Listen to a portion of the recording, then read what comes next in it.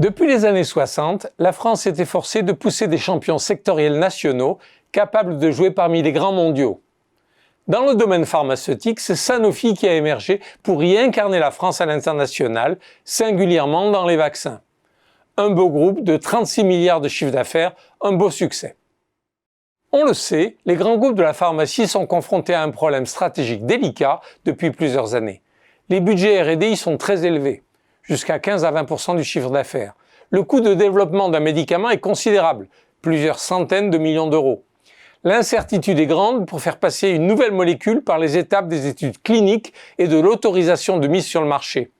Les constantes de temps se sont allongées, raccourcissant les périodes de rentabilité et donc d'amortissement des coûts de développement avant que la propriété industrielle ne tombe, permettant l'arrivée des génériques qui laminent les marges.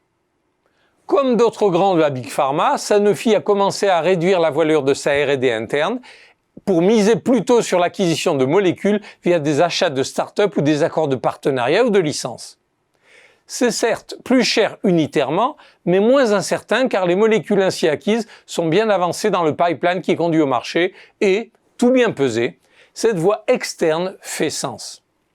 Au total, le groupe s'en tire plutôt bien. Survient la pandémie de la Covid. Une course effrénée au vaccin est lancée, mais Sanofi est vite distancé. Quelle déception!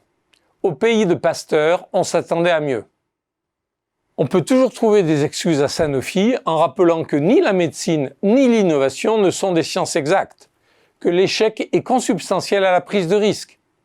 Sanofi a joué et a perdu la course anti-Covid, c'est la vie. Ne les accablons pas. Pourtant, le score final tout autant que la posture de Sanofi auront été perturbants. Probablement parti à tort pour courir un marathon malgré l'urgence, Sanofi a été devancé par des sprinteurs qui ont établi un record du monde de vitesse de sortie d'un vaccin. Pfizer-BioNTech, Moderna, AstraZeneca, Sputnik en Russie, Sinovac en Chine, Johnson & Johnson, tous stimulés, il est vrai, par leurs pouvoirs publics respectifs. La participation de Sanofi à l'opération américaine Warp Speed et le gros chèque reçu à cette occasion, 2,1 milliards de dollars partagés avec GSK, ont conduit le groupe à annoncer à contretemps que son futur vaccin, une fois disponible, servirait en priorité les États-Unis. Grosse tempête médiatique sur le moment en France, mais le tollé est retombé d'autant plus que Sanofi a par la suite annoncé être très en retard. Le groupe Sanofi n'est pas une entreprise à mission au sens de la loi Pacte, mais c'est une entreprise qui s'est assignée une mission, concevoir et produire des médicaments et des vaccins pour soigner les populations. Interrogez les salariés de Sanofi.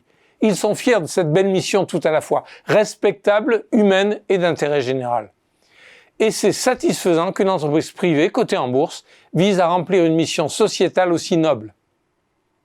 Mais en 2020, Sanofi est passé à côté de la priorité anti-Covid, a pris le financement américain et ses contraintes, a continué sa stratégie de réduction de la R&D interne, et on peut le comprendre, même si dans le contexte ça fait désordre, mais Sanofi a échoué dans le même temps à aller faire son marché technologique à l'extérieur, y compris sur l'ARN messager, et c'est bien dommage de courir après le train qui est déjà parti. 2020 aura donc été pour Sanofi une annus horribilis, avec un parcours calamiteux. Pourtant, le groupe affiche pour 2020 un profit net de 7,3 milliards d'euros.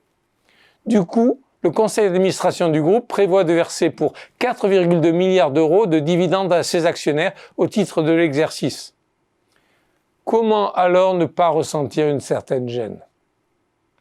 Que penser de cette belle entreprise qui, ayant généré un profit, choisit de servir ses actionnaires après avoir accepté de l'argent public américain pour, au final, manquer à sa mission en n'étant pas à la hauteur de l'attente de ses clients et des populations en France, aux États-Unis et ailleurs?